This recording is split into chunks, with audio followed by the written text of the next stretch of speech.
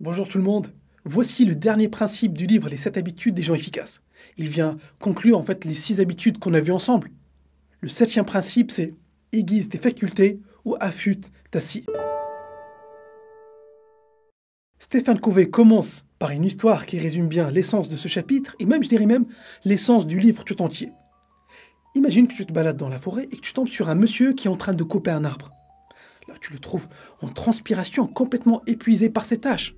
Tu lui demandes depuis combien de temps il est en train de couper l'arbre. Et là, il te répond, ça fait 5 heures, je n'ai pas arrêté et je n'en peux plus. Et là, tu lui demandes, mais pourquoi tu ne fais pas une pause pour te reposer et en profiter pour affûter ta scie? Et là, il te répond, je n'ai pas le temps pour affûter ma scie, je suis trop occupé à couper l'arbre. Bon, on peut se dire que c'est évident. S'il prenait quelques minutes pour affûter sa scie, ça lui économiserait des heures d'acharnement sur un arbre avec une scie qui ne coupe rien. Et pourtant, c'est comme ça que vivent la plupart des gens. Ils ne prennent jamais le temps de prendre soin d'eux pour aiguiser leurs facultés. Et Stéphane Covey divise ses facultés en 4 domaines. Tout d'abord, physique, donc faire du sport, faire attention à ce que tu manges, gérer correctement ton stress, faire des pauses durant la journée de travail. Parfois, tu vois des personnes stressées, angoissées, à fond dans leur travail. Ils se disent qu'ils n'ont pas le temps de s'arrêter 5 minutes pour aller juste chercher un verre d'eau ou sortir prendre l'air. C'est comme si en fait tu voyais quelqu'un sur l'autoroute et la jauge d'essence lui indique clairement qu'il est sur la réserve. Il te dit qu'il n'a pas le temps de s'arrêter pour faire le plein. C'est exactement la même chose. Donc, s'arrêter dans la journée, même pour 30 minutes, pour faire un peu de sport, ou même juste pour marcher après la pause déjeuner, peut faire la différence dans tes résultats. Ce temps de pause ne te ralentit pas, mais bien au contraire, il te permet de réaliser plus de choses, d'être plus productif parce que tu reviens avec un regard plus frais et tu as pris du recul par rapport à ce que tu faisais. Il y a aussi les autres domaines, mental, spirituel, social ou émotionnel. Et ces 4 domaines doivent être équilibrés. Par exemple, pour développer ton mental, tu peux lire. Si tu me suis depuis un petit moment, ou si tu reçois les mails de ma newsletter, tu dois savoir que j'insiste énormément sur la lecture. Je trouve que les livres contiennent des trésors cachés. Ce sont des petits investissements, mais qui peuvent t'apporter énormément sur tous les plans de ta vie. Depuis que j'ai commencé à lire, beaucoup de choses ont changé dans ma vie. Je suis beaucoup plus positif, beaucoup plus serein, plus discipliné. Et il faut voir en fait la vie comme un écosystème. Si tu te disciplines dans un domaine, les autres domaines vont suivre aussi. Si tu te disciplines à lire 30 minutes par jour ou faire 30 minutes de sport par jour, cette discipline va se généraliser dans le reste de ta vie. Tu vas réaliser que tu te disciplines aussi dans ce que tu manges, dans ce que tu regardes, dans tes relations, etc. Il y a un amiral américain qui disait « Si tu veux changer le monde, commence par faire ton lit tous les matins. » Et c'est vrai, ce sont ces petites victoires personnelles qu'on peut juger comme insignifiantes qui finissent par faire la différence dans ta vie. Ce sont ces petites actions qui te donneront des résultats sur le long terme. Ce n'est pas une question de temps, mais plutôt une question de priorité. Si Bill Gates, avec son emploi du temps, arrive à trouver le temps pour lire, c'est qu'on peut le faire aussi.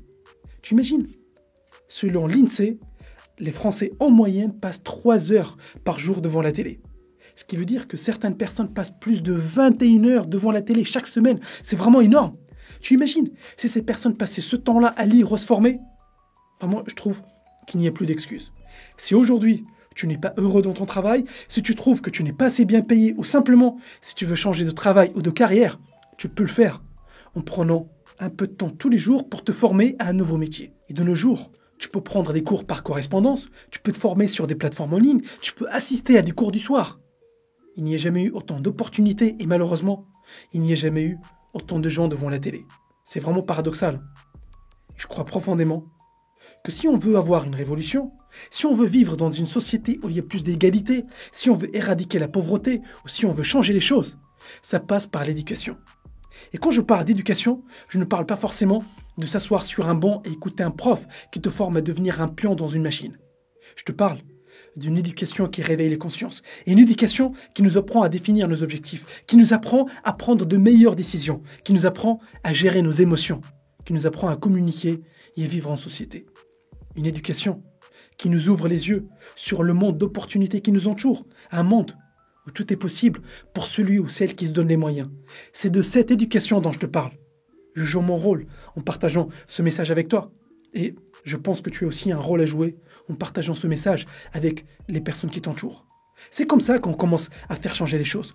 Tout commence par toi. J'ai l'impression vraiment de le répéter à chaque vidéo, mais c'est vrai. Tout commence par toi.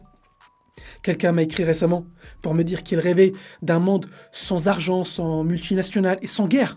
Et je lui dis que ça commençait par lui. Ne te préoccupe pas des choses qui ne te plaisent pas. Concentre-toi sur les choses que tu maîtrises, ton cercle d'influence, comme on l'a vu au premier chapitre. Crée ton style de vie en ligne avec tes propres valeurs. Et j'aimerais vraiment te faire passer le message que tu es plus capable que ce que tu crois. Tu peux réaliser tes rêves. Et si tu te demandes comment, c'est en aiguisant ta scie, c'est en affûtant tes compétences, c'est en devenant une meilleure personne. Ils ne comptent pas sur le président ou le gouvernement pour quoi que ce soit. S'ils font quelque chose de positif, c'est très bien, mais ne compte pas dessus.